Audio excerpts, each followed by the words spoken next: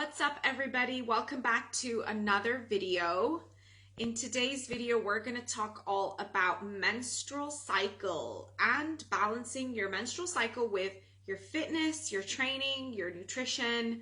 So I'm hoping that today's video is going to help some of you understand your menstrual cycle a little bit better. I feel like a lot of women don't actually understand their menstrual cycle, and this is something that we really need to understand better because we are different than men. Women are not small men, and a lot of the studies out there with nutrition and fitness have been conducted on men, not on women. And so how are we going to ever master our bodies and understand our bodies if we don't understand the biggest part of what we are, and that is our menstrual cycle? So that is what we're going to talk about today. So if you're new around here, welcome. I do a live training every single week in the group. So we're here today together, and maybe you want to take some notes or just watch this in the replay. So if you're watching this live, drop a hello in the comments, drop a hashtag live. If you're watching the replay, drop hashtag replay. So that is what we're going to talk about today. So menstrual cycle. So what I'm going to do is I'm going to talk you through the menstrual cycle. So I'm going to share with you guys the different phases of your menstrual cycle and what each phase represents, and what's part of that phase and how your body is responding to each phase. And then we're going to talk a little bit about how to actually train around your menstrual cycle and eat. So that is basically today's live training. So menstrual cycle. Obviously, I'm going to talk today around based on those who have a period cycle. So if you're in menopause or you haven't got a cycle, this is not really going to be relevant. And if you have PCOS or polycystic ovarian syndrome and you don't have a regular cycle, it's okay. You'll find a lot of important information in this training as well. But this training in particular is focused on to help those who have a balanced menstrual cycle and a regular menstrual cycle. So let's talk about the menstrual cycle's phases. So I'm going to talk in relation to a 28-day cycle, which is the most common and the most regular cycle. So the cycle isn't necessarily 28 days for every single woman. We have anywhere between 21 days to 28-day cycles. Of course, if you're skipping a period or you're going through several months without a period due to PCOS, then that is not a regular menstrual cycle. If you are on the birth control pill and you're skipping periods, that is also not a regular menstrual cycle. So we're not talking about those scenarios. We're talking about someone who isn't on the birth control pill, someone who has a regular menstrual cycle and wants to know how to balance their health and fitness around their cycle. So we're going to talk about the first cycle, or the first phase rather, of your cycle. It's called the follicular phase. When does this phase happen? So the follicular phase is actually when you have your menses. So when you are on your period, that is your follicular phase. So on your period, somewhere between 4 to 5 days, maybe less, maybe more, is your period. That is the follicular phase. And then also a couple of days to a week after your period, you're still within the follicular phase. So the follicular phase is during your period and after your period. So from day 1 of your menses to about day 15 to 16, you are in follicular phase. So the first 2 weeks, okay? The first 2 weeks of your 28-day cycle is the follicular phase. Now, the first 7 days of that phase, you're actually estrogen dominant. So estrogen is the primary hormone that is responsible for your menses. The the female hormone estrogen. So you're on your period for the first, couple of days to 7 days, and you might be feeling crampy, you have PMS symptoms, you feel uncomfortable, you're bleeding. This is the common, scenario when you have your period, right? Now, during this time, during your period, when you're bleeding, cravings are going to be quite high. Okay, so this is very common. We all know that we get more cravings around our period, and that is because of estrogen, but not only because of estrogen, but also because of the discomfort that we're feeling. Some of us might not want to eat. Some of us might want to eat more. We might want to eat more sugar and more energy because our body is requiring more energy during this time. And so that is something that you need to take into consideration. Another thing that you might feel is increased tiredness. You're fatigued. Your body is bleeding, right? So we are actually losing energy. We're expending more energy. We're burning through more energy. And so this is, discomfort. It doesn't feel good. So we are feeling more fatigued. So during this phase, being in a calorie deficit is actually really, really tough. So if you're in a fat loss phase or you're trying to lose weight, being in a deficit while you're on your period is particularly hard. This is why I, for the most part, put my clients on maintenance during this phase, because they can now eat more. They don't feel so bad, for overeating and screwing up their deficit. So during this time, I tend to put my clients on maintenance calories, and so they can eat more and put in that energy that they are expending, right? So during the period phase, or the first kind of 7 days of the follicular phase, in terms of training, what do you do? What should you do in terms of training? Now, just as a caveat here, I want to say that every woman is different. So no two women are the same. Some women, they like to train on their period. Some women don't.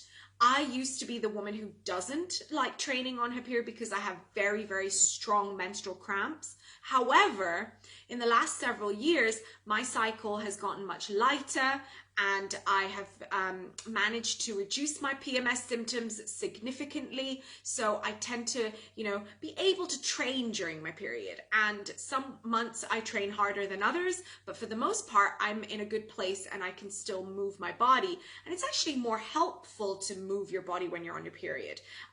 It will create more of those feel-good hormones that exercise produces, and actually makes you feel better, and your cramps lessen. You are, more mobile. You can get rid of any stiffness that can happen. So I actually am in favor of training during your menses, but everyone is different. But however, there is some things that you might want to think about. So because you're on your menses, and because you're in a phase where there's a lot of high estrogen, your body is, kind of more sensitive than at other times of your cycle. You're probably more fatigued. You can't really push as hard in the gym. And so, the better way to train during your period would be to lower your load. So for example, if you are training high volume, you're doing lots of reps, lots of sets throughout your training program, during your men's week or your period week, you want to maybe reduce the load, reduce the volume. So you don't want to be doing more. You want to be actually pulling back. Maybe you could do a deload week, or you can focus more on more restorative type exercise. So sticking to stronger, more stable movements. So, stop doing the HIIT, stop doing anything that requires a lot of thinking, a lot of technique, because you're probably a lot slower also mentally. So you want to, move in a way that feels easy, and move in a way that feels, less fatigue and less stressful on the body. So you might want to avoid anything that makes you jump. Your joints are going to be very, very supple during the men's week or your period week. So you want to focus on more restorative type training, strength training with a lot less load.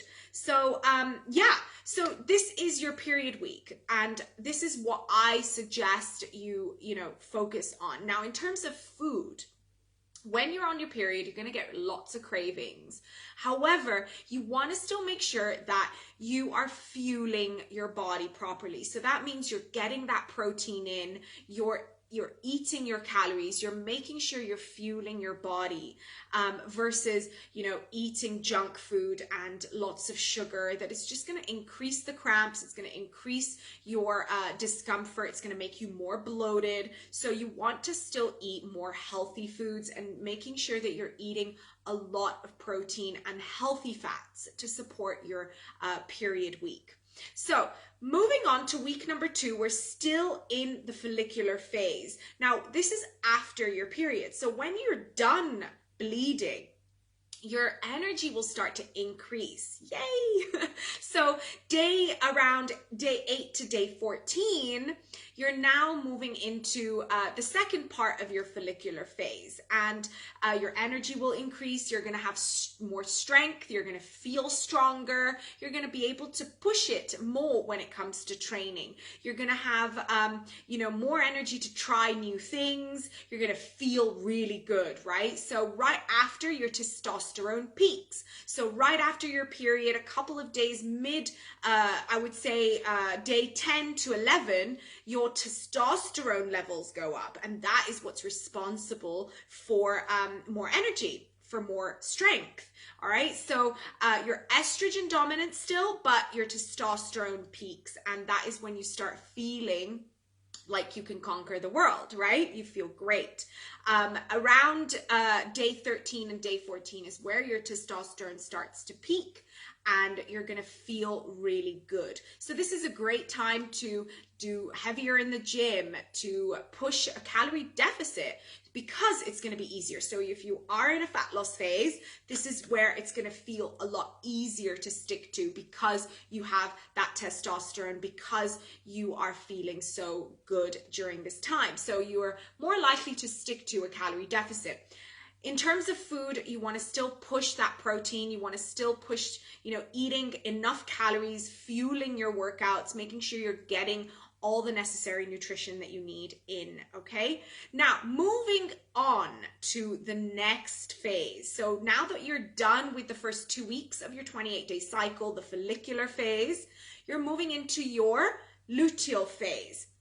Now, luteal phase is closer to ovulation. So now you're progesterone dominant. Progesterone dominant is where you are ovulating. So you're starting to ovulate now, and your body is now again shifting from the menses and the follicular phase to preparing you for yet another period. So ovulation is where you're most fertile. You are ovulating, so your body is preparing those eggs to be fertilized. And you're ready to move into the ovulation phase. So that is generally around day, I would say 15 to day 21. So this again is very personal. Everyone has different cycles, right? My cycle is not exactly 28 days. It's about 21, 23, depends. Each month it's not 28 days. So you have to track, right, your own cycle, and it's a great way to actually get to know your body. So I love apps that will help you track. Flow is one of my favorite ones that will help you track your menstrual cycle and know when you're in different phases. And if you're trying to get pregnant, you're going to need to know this, right? So okay, back to the luteal phase. So day 15 to day 21 is your luteal phase. And this is where progesterone is dominant, and you might start cramping a little bit. Some people actually feel cramps during ovulation. It's very common. And you might start, you start feeling a bit more tired and sluggish, but you still have energy to, use in training. You're still training, okay? And you're still moving through your strength training routine. You have that energy to move through that. However, now would be a good time for more aerobic exercise, okay? Because your metabolic rate increases during ovulation. Why does that happen? Because your body is preparing, okay, for pregnancy. All right, ovulation is preparing your body for potential pregnancy, potential fertilization of your eggs. So your body needs more energy. And so your body is burning more calories. Your metabolic rate actually increases 100 to 300 calories per day. So this is where you can eat more, okay? And everyone is different again. So I'm just giving you guys ideas and a bit more of a generalized approach. So don't necessarily go and eat 100 or 300 calories during your ovulation phase. I'm just giving you a little bit of information about this phase, that your metabolic rate will start to increase and you'll be able to eat a little bit more. Your body is burning more energy. You can do more aerobic exercise during this time. Now we're going to move on to the second phase of the luteal phase, and that is day 22 to day 28, close to your period again. And so this is where your body again starts to shift, starts to change. It's preparing you for pregnancy again, right? And you're potentially starting to feel PMS or premenstrual cycle tension, or premenstrual syndrome, or premenstrual tension, PMS, those moods swings that you might get, the cravings might start to come on again, and you're again progesterone dominant, you're lower in mood, your PMS can start, and your body starts preparing you for pregnancy or to have a period. So in this phase, you want to focus more on quality movement. You want to focus on, as you get closer to your period, you're getting closer to a time where you're more sensitive. And so you might not want to train really, really hard. Personally, for me, a week before my period, I'm extremely exhausted and I don't have the energy to do a lot. And so I tend to pull back a little bit, maybe do a bit more restorative things like walking or stretching, mobility, light cardio, swimming, or anything that isn't so high impact or requires so much energy and high volume. Okay, so I favor maybe more machine work versus back squats or barbell work, because I'm just exhausted. Okay, that is what I feel during my ovulation phase and the week before my period. So this is the phase 4 or week 4 of your menstrual cycle, and then it all repeats again. So then you get your period and you move into the follicular phase, and then your period comes, and etc., etc. And then we repeat this cycle over and over till we get menopause and we no longer have a period. So this is the menstrual cycle. Okay, this is your menstrual cycle, and it's absolutely fascinating to me, because when I learned about the cycle and I understood why my body responds in a certain way, and I understood why I behave a certain way and why I feel in a certain way throughout my cycle, I started mastering my body. And when you can master your body, you feel like you can do everything and anything.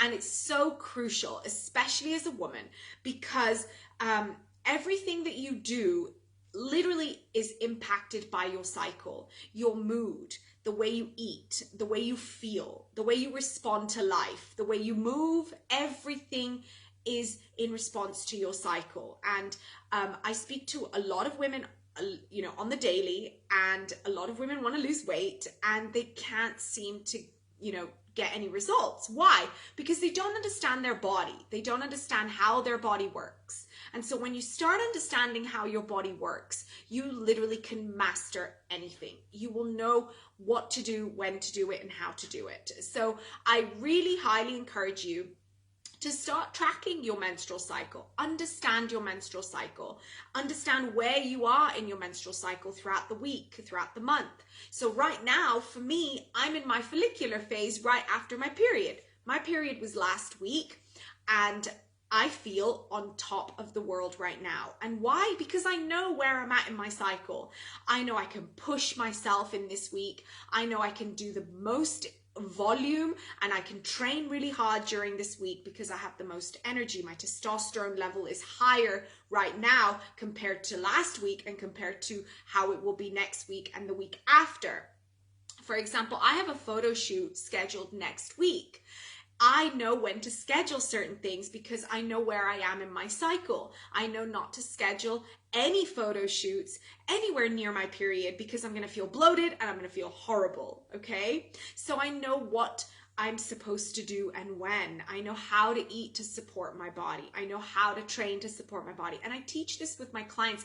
And this is something that I actually monitor with my clients throughout their whole weeks and their whole months rather in the coaching process. Because then when a client comes to me and they say, oh, I feel like absolute shit right now and I couldn't stick to this or I couldn't do this, we look at where they are in their menstrual cycle and I'm like, oh, well, that's maybe why.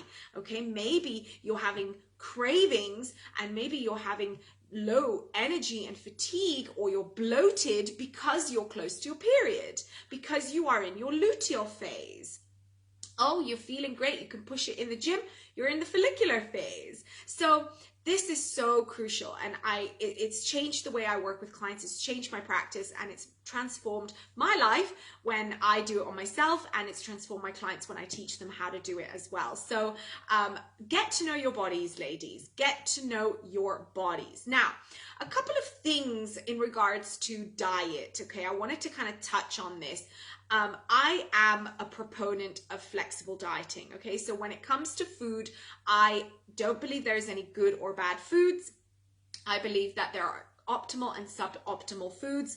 I don't believe in fad diets. I don't believe in quick fixes, intermittent fasting, keto, whatever, low carb, paleo, whatever, insert whatever diet that's out there. None of them are, in my opinion, sustainable, okay? What I do believe though, and this is, I believe so strongly, is that as women, we need to support our bodies with real whole food nutrition, especially because of our cycles, okay?